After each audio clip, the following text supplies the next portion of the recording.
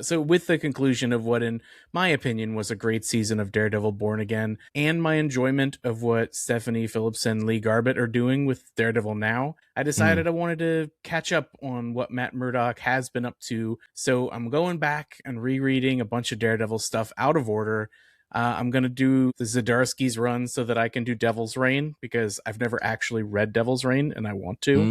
Mm. So probably going to jump back after that then and do the Bendis Aleve run afterward, because that's the Daredevil run that actually made me a fan of Daredevil. And Okay. I fell in love with Maleev's art first, because I never Sure, really sure, cared sure. about Daredevil, honestly. And then I Hmm. saw Maleev's art in like a free comic book day issue of Daredevil. You got to read that Mark Waid run where Matt constantly wears the sweater around that says "I am not Daredevil." That's like one of Yeah. my all-time favorite bits in that run. Is like Daredevil gets revealed to be Matt Murdock, except for they're like, "No, it's not," and Matt Murdock walks around and is like, "I couldn't be Daredevil. I'm blind." But that's like the run where he's also like really cheery, where he's like, "I'm not going to brood anymore. I'm just going to be this happy-go-lucky Daredevil," and like helps kids and all that. That's a really fun run. That's like a Daredevil run that I hadn't read Daredevil in a while, because I used to be like an ongoing reader for like since Yeah. that Brubaker did the run that follows Bendis, right? I mean, Yes. honestly, what you should do, Zach, is you should read the Bendis Maleev run, then immediately read the